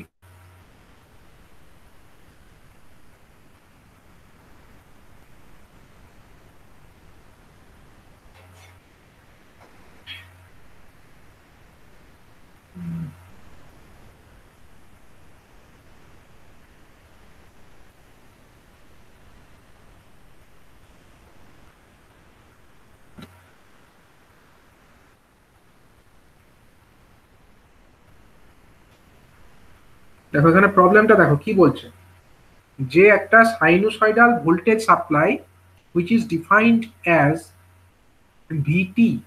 ভিটি কেন বলছে? ভি হচ্ছে ভোল্টেজ এবং ব্র্যাকেটের মধ্যে টি লিখছে, কথার মানে কি, মানে হচ্ছে এটা একটা ফাংশন অফ টাইম, টাইমের সঙ্গে পরিবর্তনশীল, ইকুয়ালস টু বলছে 100 into cos omega T plus 30 degree. ঠিক আছে, এটা একটা ভোল্টেজ সোর্স, যেটাকে আমরা রিপ্রেজেন্ট করছি কিভাবে, 100 into cos angle 30 degree. It is connected to a pure resistance, এটা একটা পিওর রেজিস্ট্যান্সের সঙ্গে কানেক্টেড আছে, যেটার রেজিস্ট্যান্সের মান কত, 50 ওহম। ঠিক আছে, বলছে যে ডিটারমাইন দ্য ইম্পিডেন্স, ইম্পিডেন্সের মানটা কত সেটা বার করতে বলছে, এবং এই যে সার্কিট তার মধ্যে ম্যাক্সিমাম যে কারেন্ট বা pick value of the current, pick value মানে কি ম্যাক্সিমাম ভ্যালু, এই সার্কিটের মধ্যে যে কারেন্টটা ফ্লো হবে তার সর্বোচ্চ ভ্যালু কত হবে, এবং তার সঙ্গে সঙ্গে বলছে যে ড্র দ্য কোরসপন্ডিং ফেজার ডায়াগ্রাম, এবং এর সঙ্গে সঙ্গে এর কোরসপন্ডিং যে ফেজার ডায়াগ্রাম সেটাকেও কিন্তু রিপ্রেজেন্ট করতে বলছে।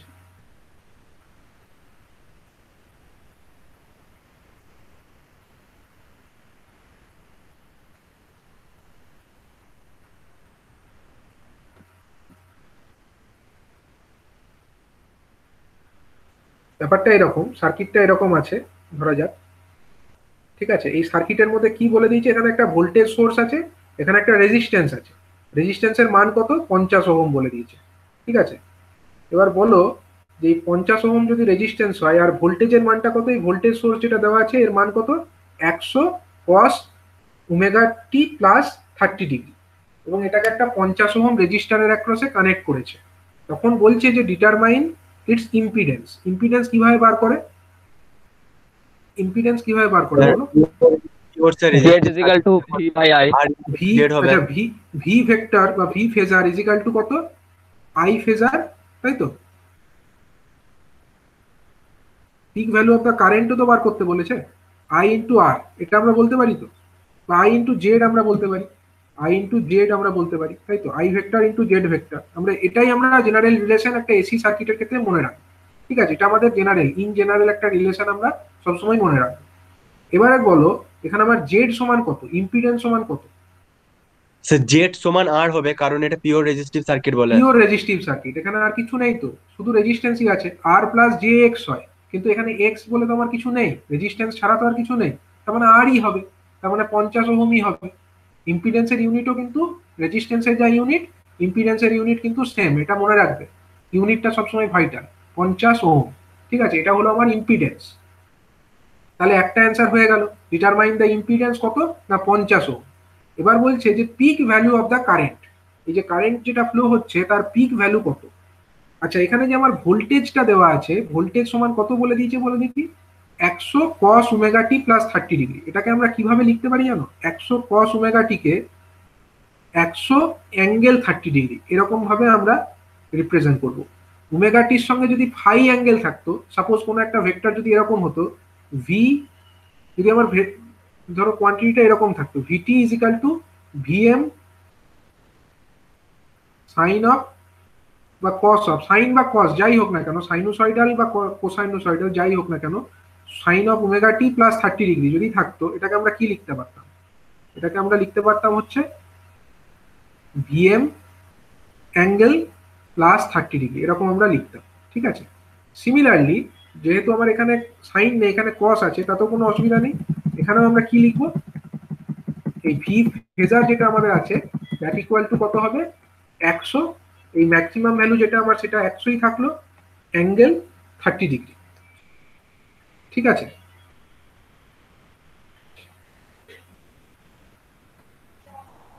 তো আচ্ছা এবার আমাকে কি বার করতে হবে, আচ্ছা দেখো এখানে কিন্তু একটা জিনিস মনে রাখবে, আমরা যদি আমরা এই যে ভোল্টেজ যেটা আছে তার ক্ষেত্রে আমরা কি নিচ্ছি, এটাকে 100 অ্যাঙ্গেল 30 ডিগ্রি নিচ্ছি। 100টা কি ভ্যালু, এখানে 100 ভ্যালুটা কি, কোন একটা ফেজার যদি দেওয়া থাকে, মানে কোন একটা ম্যাক্সিমাম ভ্যালু, ম্যাক্সিমাম ভ্যালু, তাই তো, এটা একটা ম্যাক্সিমাম ভ্যালু, এটা কিন্তু আরএমএস ভ্যালু নয়, ম্যাক্সিমাম ভ্যালু। যদি আমরা এখানে ভি এর ম্যাক্সিমাম ভ্যালু ইউজ করি তাহলে আমরা কারেন্টের ক্ষেত্রেও কি পেয়ে যাব, ম্যাক্সিমাম ভ্যালু পাবো, ম্যাক্সিমাম ভ্যালুটাই পাবো। যদি আমরা এখানে 100/√2 করে দিতাম তাহলে কি পেতাম, আরএমএস ভ্যালু পেয়ে যেতাম, দিয়ে তার সাপেক্ষে যদি আমরা কারেন্টের ভ্যালুটা বার করতাম তখন আমরা কারেন্টের ক্ষেত্রেও আরএমএস ভ্যালু পেতাম। আমাকে কিন্তু দেখতে হবে কোশ্চেনে কি চেয়েছে, ঠিক আছে। কোশ্চেনে এখানে কি চেয়েছে, আমার এখানে আমাকে কারেন্টের পিক ভ্যালু চেয়েছে, তাহলে আমার এটাকে আরএমএস এ কনভার্ট করার কোনো দরকার নেই, আমরা ভোল্টেজের ম্যাক্সিমাম নেব, কারেন্টেরও ম্যাক্সিমাম পাবো। তাহলে এখানে আমার ভোল্টেজের যে ফেজার আছে সেখানে আমরা 100 অ্যাঙ্গেল প্লাস 30 ডিগ্রি বসিয়ে দেবো, তাই তো, যেরকম আছে বসিয়ে দেবো, ইন্টু কারেন্টেরটা আমাকে বার করতে হবে, কারেন্টেরটা তো আমি জানি না, কারেন্টটা আমাকে বার করতে হবে, ইন্টু জেড যেটা আছে, জেড এর পরিবর্তে আমরা কি বসাবো বলো, জেড এর পরিবর্তে কি বসাবো? 50। 50। 50, তাহলে কারেন্ট সমান কত বেরিয়ে গেল?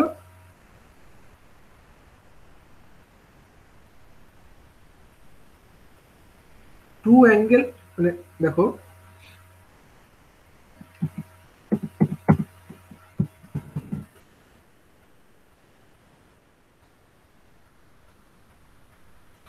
কারেন্টের সময় এখানে আমরা কি পেয়ে যাব? 100 অ্যাঙ্গেল 30 ডিগ্রি। ঠিক আছে, 100 অ্যাঙ্গেল 30 ডিগ্রি ডিভাইডেড বাই কত? 50। এরকম ভাবে লিখতে পারি। তো তো এই ধরনের যদি কোনো ভাগ আসে, আমরা কি করবো বলে দেখি, যেগুলো আমার বাইরে আছে, মানে এই যে অ্যাঙ্গেলের বাইরে ভ্যালুটা কত আছে? 100 আছে, আর নিচে 50 আছে, তাহলে কিন্তু এই 50-এর সঙ্গে এই 100 ক্যান্সেল আউট হয়ে যাবে, কারণ আমরা এই ভ্যালুগুলোর মধ্যে ক্যান্সেলেশন করতে পারি। তাহলে 100-কে 50 দিয়ে ভাগ করলে 2 হয়ে যায়, অ্যাঙ্গেলটা কিন্তু ভেতরে থেকে যাবে।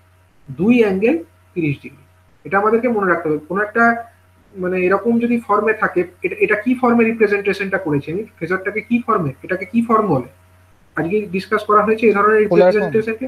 এটাকে বলা হয় পোলার ফর্ম। পোলার ফর্মে যদি কোনো রাশিকে রিপ্রেজেন্ট করি, কোনো একটা ফেজারকে যদি আমরা পোলার ফর্মে রিপ্রেজেন্ট করি, তাহলে তাকে যদি আমরা কোনো একটা রাশি দিয়ে ভাগ করি, যেমন এখানে 50 দিয়ে ভাগ করেছি, 50 কিছু নেই মানে কি? 0 ডিগ্রি আছে। কিছু নেই মানে 0 ডিগ্রি আছে, তো আমরা ধরে নিতে পারি। তাহলে আমরা কি করব? আমরা রিয়েল পার্ট যেগুলো আছে, মানে এই অ্যাঙ্গেলের বাইরে যে কোয়ান্টিটি আছে, তাদের আমরা নর্মাল যেরকম অ্যালজেব্রিক ভাগ করি সেরকমই ভাগ করব। আর এই যে আমার অ্যাঙ্গেলের ভেতরে যে জিনিসগুলো আছে, সেটাকে কি করব? উপরে যেটা আছে তার থেকে নিচেরটাকে মাইনাস করব। মানে এখানে কিছু নেই মানে 0 ডিগ্রি আছে, মানে 30 ডিগ্রি মাইনাস 0 ডিগ্রি। আমার আর লেখার দরকার নেই ওটা, আমি ডাইরেক্ট 30 ডিগ্রি লিখে দিলাম। যদি বাই চান্স ধরো এরকম হতো, কোনো একটা আহ, কোনো একটা রাশি ধরো এরকম আছে, সাপোজ আমার ভোল্টেজ আছে ধরো 10 অ্যাঙ্গেল 30 ডিগ্রি, আর ধরো আমার ইম্পিডেন্স ধরো আছে আমার হচ্ছে 10 বা ধরা যাক 20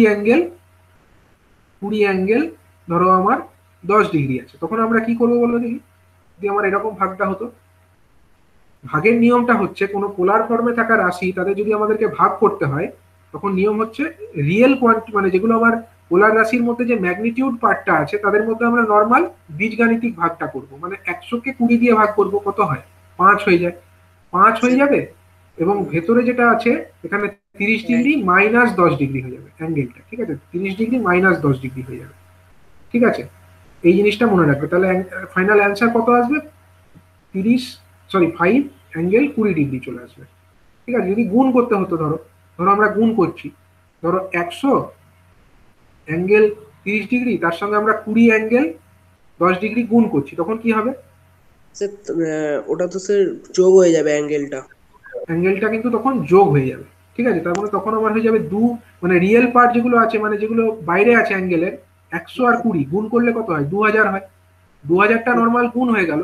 আর এই অ্যাঙ্গেলের ভেতরে যে পার্টটা আছে, মানে 30 ডিগ্রি আর 10 ডিগ্রি, মানে 30 ডিগ্রি প্লাস 10 ডিগ্রি, এটা যোগ হয়ে যাবে। ঠিক আছে, দিয়ে কত হবে? 2000 অ্যাঙ্গেল 40 ডিগ্রি হয়ে যাবে। ঠিক আছে, এই এই ব্যাপারগুলো কিন্তু মনে রাখবে। তো যাই হোক, এই প্রবলেমে আমার এত জটিলতা কিছু ছিল না। এখানে আমার খালি কি চেয়েছিল, এখানে আমার ইম্পিডেন্স চেয়েছিল, ইম্পিডেন্সটা নর্মাল 50 ওহম চলে এলো, আর কারেন্টের পিক।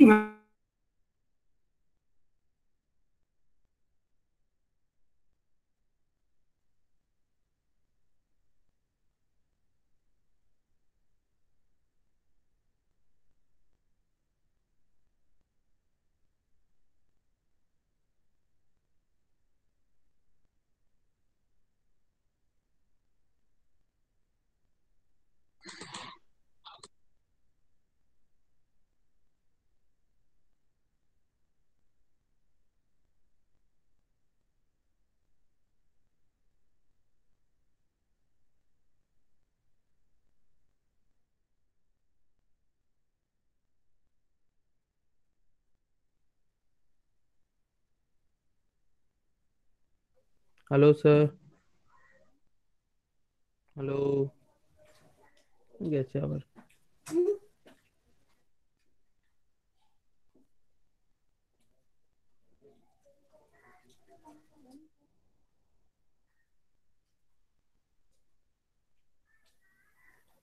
এক্সিড হয়ে গেছে।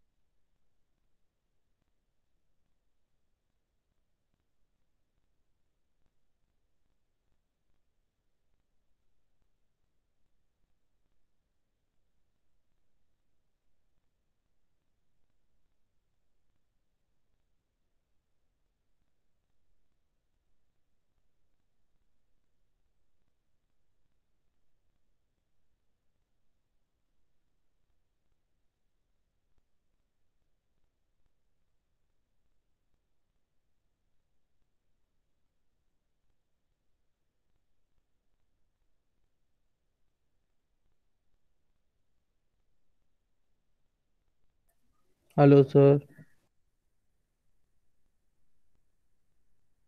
স্যার নেই রে।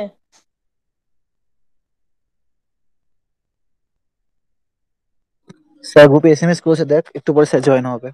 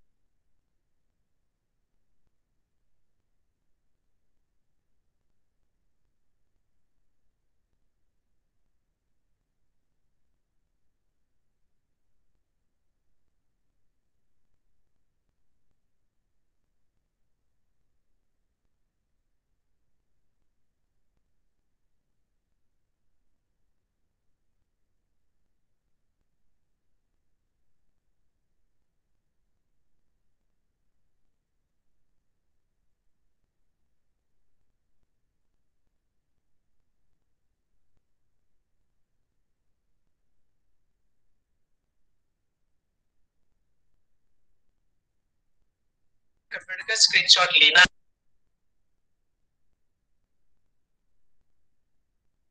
স্যার কখন আসবে রে?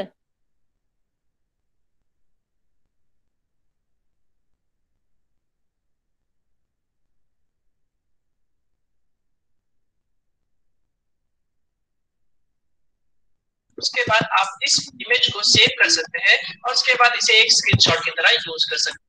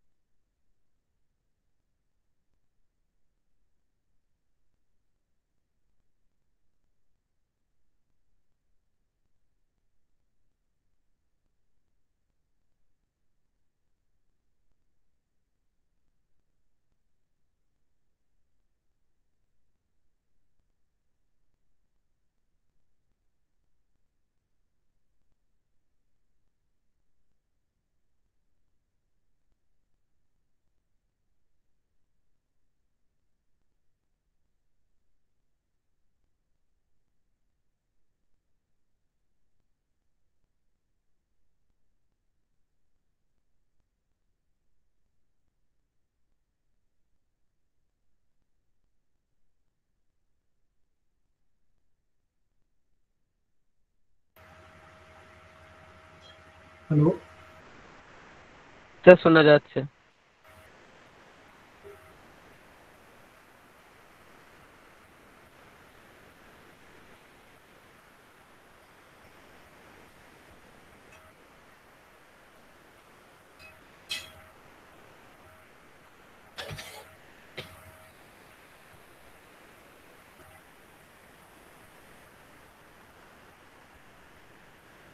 আচ্ছা, যে প্রবলেমটা ডিসকাস করা হচ্ছিল, আহ, তো এটা তো কমপ্লিট হয়ে গেছে। এই জায়গাটা আশা করা যায় সকলে বুঝতে পেরেছো এ ধরনের প্রবলেমে কি কি করে কারেন্টের ম্যাগনিটিউডটা নির্ণয় করতে হয়। ঠিক আছে, তাহলে এই যে প্রবলেমটা হচ্ছিল, এখানে আমার ইম্পিডেন্স বার করতে দিয়েছিল। ইম্পিডেন্স ক্যালকুলেটেড হয়েছে 50 ওম। পিক ভ্যালু এটা হচ্ছে 100 angle 30 degree. Sorry, pick value তো নয়, পিক ভ্যালু হচ্ছে কত কারেন্টের 2 অ্যাঙ্গেল 30 ডিগ্রি, এটা হচ্ছে পিক ভ্যালু। তাহলে 2 অ্যাঙ্গেল 30 ডিগ্রির মধ্যে পিক ভ্যালু কোনটা? টোটালটাই তো পিক ভ্যালু বলার থেকে আমরা যদি বলি যে 2, এটাই হচ্ছে আমার actually magnitude of the peak value. ঠিক আছে, 2 অ্যাম্পিয়ার। আর অ্যাঙ্গেল যদি আমাদেরকে বলতে হয় তাহলে অ্যাঙ্গেলটা কত? 30 ডিগ্রি, অ্যাঙ্গেল 30 ডিগ্রি। ঠিক আছে, এবং যদি কোরসপন্ডিং ফেজার ডায়াগ্রামটা ড্র করতে বলে, ফেজার ডায়াগ্রামে আমরা কি দেখাই? ভোল্টেজ দেখাই আর কারেন্ট দেখাই, তাই তো? ভোল্টেজ এবং কারেন্ট আমরা দুটোকেই শো করি। তাহলে বলো ফেজার ডায়াগ্রামটা কেমন হবে? আমাদের এক্স অ্যাক্সিস বরাবর আছে এইটা, এক্স অ্যাক্সিসের বরাবর তো আমার কিছু নেই, আমার ভোল্টেজটাও আছে কত ডিগ্রি অ্যাঙ্গেলে? ভোল্টেজটা আছে হচ্ছে 100 অ্যাঙ্গেল 30 ডিগ্রিতে। তার মানে আমাকে পজিটিভ এক্স অ্যাক্সিস থেকে 30 ডিগ্রি ঘুরতেই হবে। কোন দিকে ঘুরবো? এক্স অ্যাক্সিস থেকে কোন দিকে 30 ডিগ্রি ঘুরবো? অ্যান্টি ক্লকওয়াইজ দিকে।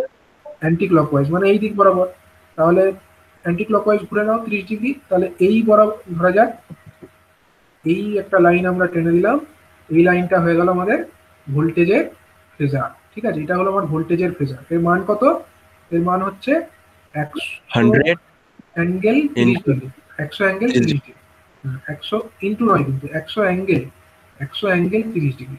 ঠিক আছে, আর যদি আমরা বলি যে কারেন্টের ভ্যালুটা কোন দিকে দেখাবো, কারেন্টটাও সেম এই দিকেই দেখাবো, সেম ডাইরেকশনেই ভ্যালুটা দেখাবো। কম হবে, সেম ডাইরেকশন হবে আর অনেক ছোট হবে ছোট ম্যাগনিটিউড। হবে। এটা হলো আমার আই। ঠিক আছে, আই হলো আমার কত? 2 অ্যাঙ্গেল 30 ডিগ্রি। তার মানে আমরা অ্যাকচুয়ালি একটা জিনিস, যে আমরা এখানে কিন্তু ফেজর ডায়াগ্রামের মধ্যে ম্যাক্সিমাম ভ্যালু দিয়েও বলতে পারি এবং আমরা চাইলে এটাকে আরএমএস দিয়েও বলতে পারি, যে কোনো দিয়েই বলা যায়, কিন্তু মানে সেক্ষেত্রে মানগুলো চেঞ্জ হয়ে যাবে। মানে এমন নয় যে এটাকে ম্যাক্সিমাম দিয়ে বলা যাবে না, এখানে তো আমরা ম্যাক্সিমাম দিয়েই রিপ্রেজেন্ট করলাম। এটা 2টাও ম্যাক্সিমাম, 100টাও ম্যাক্সিমাম কারেন্ট, মানে 100টাও ম্যাক্সিমাম ভোল্টেজ এবং 2টা হলো ম্যাক্সিমাম কারেন্টের ম্যাগনিটিউড। কিন্তু কিন্তু আমাদেরকে ম্যাগনিটিউড গুলো করে দিতে হবে, মানে স্পেসিফাই করে দিতে হবে। যদি আমরা আরএমএস দিয়ে বলতাম, আরএমএস দিয়েও বলতে পারতাম। আরএমএস দিয়ে করলে আমার তখন কি হতো? তখন আমার এটা চেঞ্জ হয়ে যেত, 100 জায়গায় আমরা 100/√2, হ্যাঁ, ভাগ হয়ে যেত, 100/√2 অ্যাঙ্গেল 30 ডিগ্রি হয়ে যেত।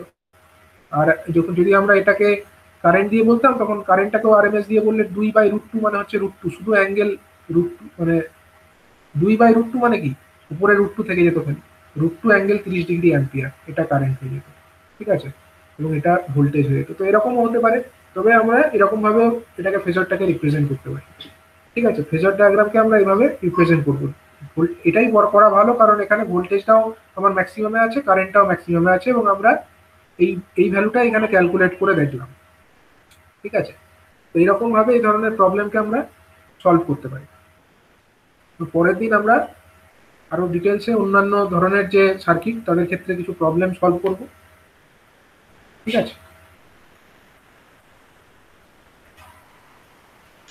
স্যার কলেজ কবে খুলবে? কলেজ ডিসেম্বরে সম্ভবত খুলবে।